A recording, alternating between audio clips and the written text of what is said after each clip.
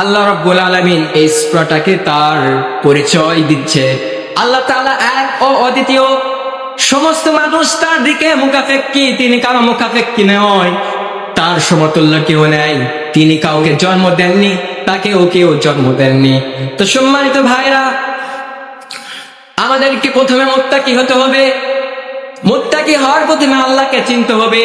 তো আল্লাহ তাআলা সূরাতুল ইখলাসের মধ্যে তার পরিচয় দিলেন।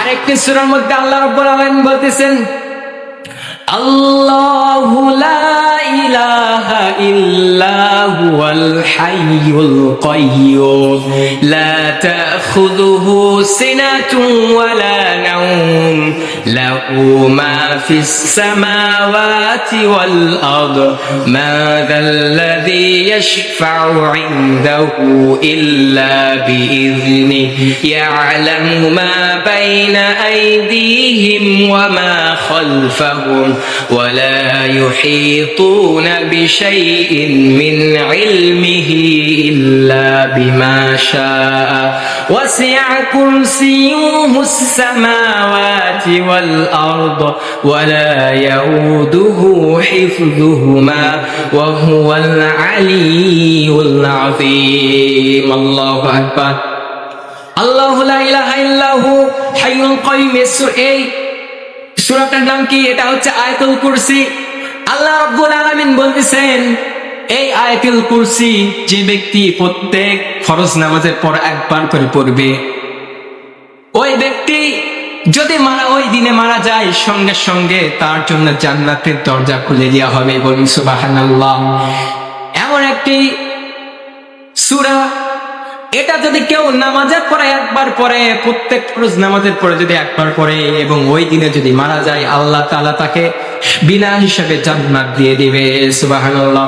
আল্লাহ রাব্বুল আলামিন এই আয়াতুল কুরসির মধ্যে বলতেছেন, আল্লাহু লা ইলাহা ইল্লা হুয়াল হাইয়ুল কাইয়্যুম। এখানে আল্লাহ রাব্বুল আলামিন কুরসি অর্থ ব্যবহার করেছেন।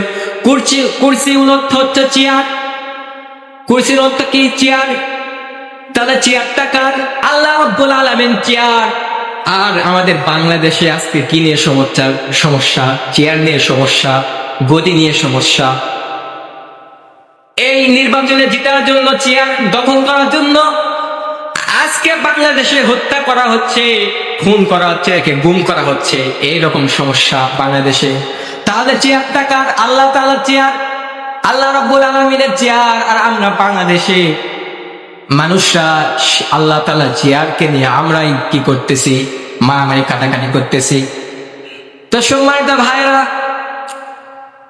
আমরা 54 বছর দেখেছি, আর দেখতে চাই না।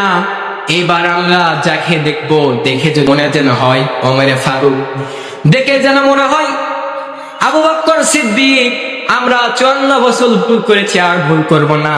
এবারে চেয়ারের তাকেই দিব যাকে দেখে মনে হবে ওমরে ফারুক। কথা বলেন ঠিক কিনা?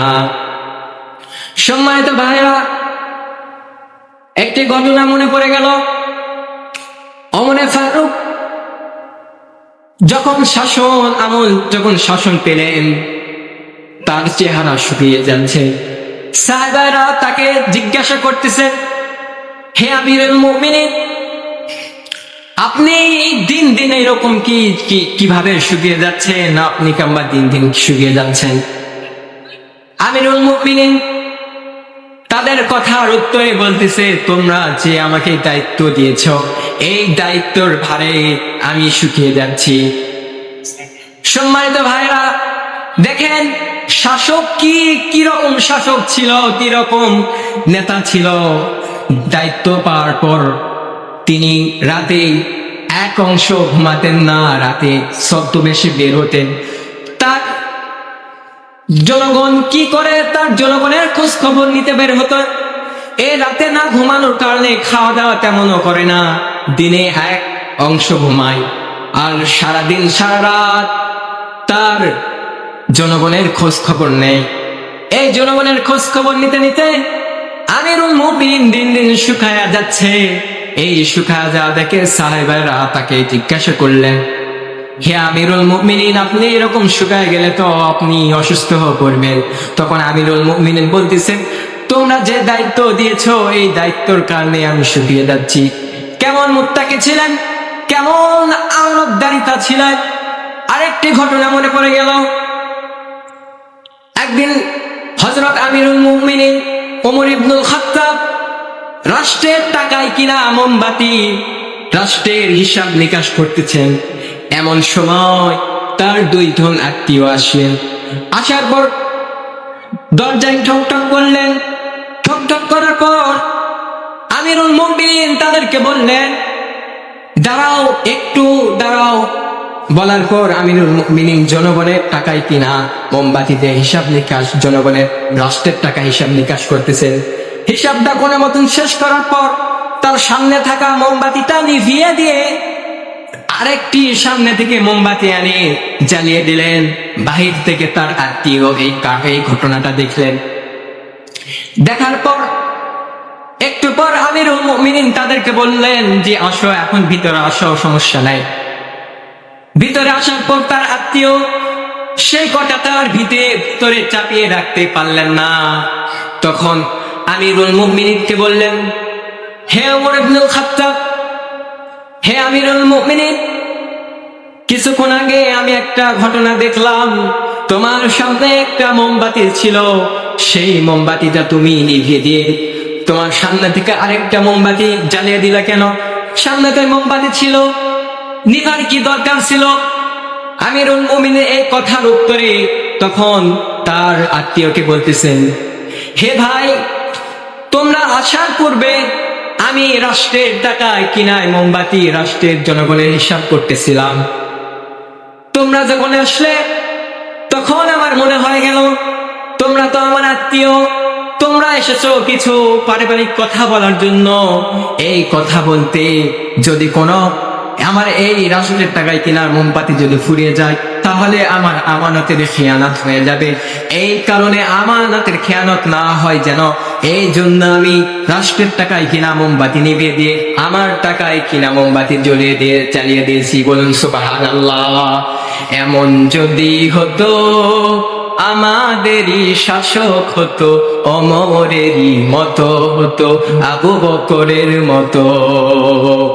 এমন যদি হতো আমাদেরই নেতা হতো, ওমরেরই মতো হতো, আবু বকরের মতো। জনগণের খোঁজ খবর নিত রাত দুপুরে, ঘুরে ঘুরে দেখতো কি কেউ আছে অনাহারে।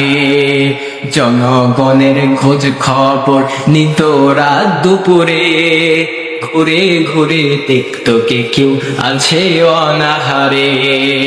আমার দেশের মা বোনেরা চিতা হতো না, আমার দেশের কৃষক শ্রমিক বঞ্চিত হতো না। গরিব ধনী মিলে মিশে একই পাওয়া যেত, যদি আমাদের শাসক হতো ওমরেরই মতো হতো, আবু বকরের মতো। এমন যদি হতো আমাদেরই শাসক হতো, ওমরেরই মতো হতো, আবু বকরের মতো। আল্লাহ যেন মিলাই দেন, বলুন আমিন। সম্মানিত ভাইরা, তাহলে দেখলেন তো কি রকম আমানতদারিতা, কি রকম মুত্তাকি শাসক ছিল। আল্লাহ তাআলা আমাদেরকে যে উদ্দেশ্যে সৃষ্টি করেছেন, আল্লাহ রাব্বুল আলামিন বলতেছেন আমার ইবাদতে বندگی করার জন্য। আল্লাহ রাব্বুল আলামিন আমাদেরকে কিসের জন্য সৃষ্টি করেছেন? তার ইবাদত করার জন্য, তার বندگی করার জন্য, তার গোলামি করার জন্য। প্রিয় ভাইরা, দুনিয়াতে আসে আমরা দুনিয়ার মোহে পড়ে আল্লাহ রাব্বুল আলামিনকে ভুলে গিয়েছি। এই ভুলে যাওয়ার কারণে আল্লাহ রাব্বুল আলামিন সূরাতুত তাকাসুরের মধ্যে বলতেছেন, আলহাকুমুত তাকাসুর হাত্তা যুরতুমুল মাকাবির কাল্লা সাউফা তা'লামুন। আল্লাহ রাব্বুল আলামিন বলতেছেন, আলহাকুমুত তাকাসুর, দুনিয়ার প্রাচুর্য, দুনিয়ার মোহে পড়ে, দুনিয়ার প্রতিযোগিতায় পড়ে, টাকা পয়সায় লোভ লালসায় তোমরা আমি আল্লাহ রাব্বুল আলামিনকে ভুলে গেছো। এই লোভ লালসা তোমাদের যাবে না। এই লোভ লালসা যখন তোমাদের যাবে এমন অবস্থায়, যতক্ষণ পর্যন্ত না তোমরা কবরে আসবে ততক্ষণ পর্যন্ত তোমাদের এই লোভ লালসা, এই দুনিয়ার প্রতিযোগিতা শেষ হবে না। সম্মানিত ভাইরা, আল্লাহ রাব্বুল আলামিন কোরআনুল কারীমের মধ্যে বলতেছেন, ওয়া আকিমুস সালাতা ওয়া আতুজ যাকাত ওয়ারকাউ মা'আর রাকিঈন। তোমরা নামাজ পড়ো, যাকাত দান করো এবং রুকুকারীদের সাথে কি করো? রুকু করো। আল্লাহ রাব্বুল আলামিন কোরআনুল কারীমের মধ্যে 82 জায়গায় নামাজের কথা বলেছেন। যে কথা গুরুত্ব সেই কথা বারবার বলা হয়েছে। বারবার যে কোনো কথা একটা বলার কারণ হচ্ছে ওই জিনিসটাই আসল। রাসূলুল্লাহ সাল্লাল্লাহু আলাইহি ওয়াসাল্লাম হাদিসের মধ্যে বলেছেন, আউয়ালু মা ইউহাসাবু বিহিল আবদু ইয়াউমাল কিয়ামাতিস সালাহ।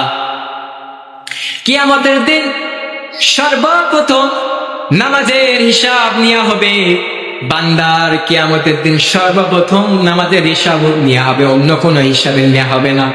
তো প্রিয় ভাইরা, আমাদেরকে দুনিয়াতে নামাজ পড়ার দরকার আছে কি নাই? নামাজ যেই রকম ফরজ,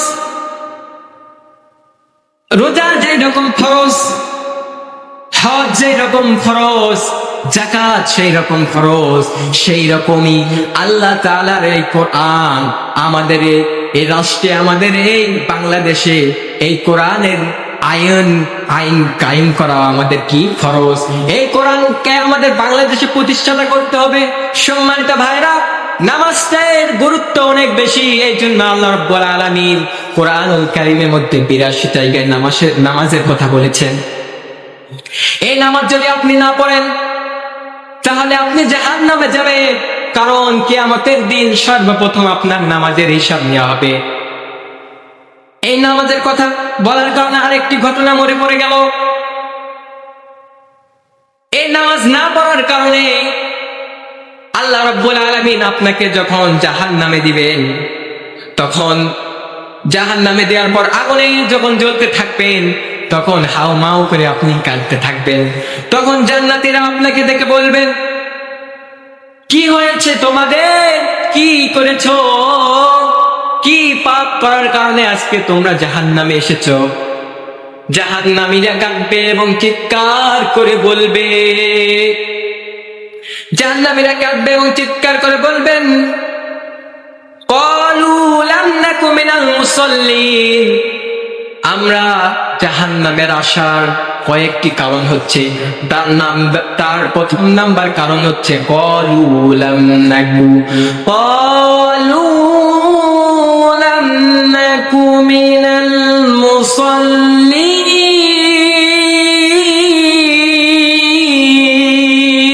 আল্লাহু আকবার। জাহান্নামীরা বলবে, জাহান্নামে আসার প্রথম নাম্বার কারণ হচ্ছে আমরা দুনিয়াতে নামাজি ছিলাম না, দুনিয়াতে মুসল্লি ছিলাম না। মুয়াজ্জিন যখন আমাদেরকে ডাকতো, হাইয়া আলাস সালাহ, হাইয়া আলাল ফালাহ, হাইয়া আলাস সালাহ, এসো নামাজের দিকে এসো, হাইয়া আলাল ফালাহ, এসো কল্যাণের দিকে এসো। এমন তো অবস্থায় আমরা মুয়াজ্জিন যখন আযান দিত, আমরা আযান শোনার পরও বসে থাকতাম, ঘুমিয়ে থাকতাম। আযান কানে শুনিয়া কেমনে থাকো বসিয়া, আযান কানে শুনিয়া কেমনে থাকো ঘুমাইয়া, নামাজের লাগিয়া কি তোর মোটেও মায়া লাগে না, নামাজের লাগিয়া কি তোর মোটেও মায়া লাগে না। চিন্তা করে দেখো না কবরে কি যাইবা না, চিন্তা করে দেখো না কবরে কি যাইবা না। এ দুনিয়ায় সবই পর, কবর যে তোর আসল ঘর। এ দুনিয়ায় সবই পর, কবর যে তোর আসল ঘর। কেমনে সে তাই থাকবি পরে শুধুই মাটির বিছানা, কেমনে সে তাই থাকবি পরে শুধুই মাটির বিছানা। চিন্তা করে দেখো না কবরে কি যাইবা না, চিন্তা করে দেখো না কবরে কি যাইবা না।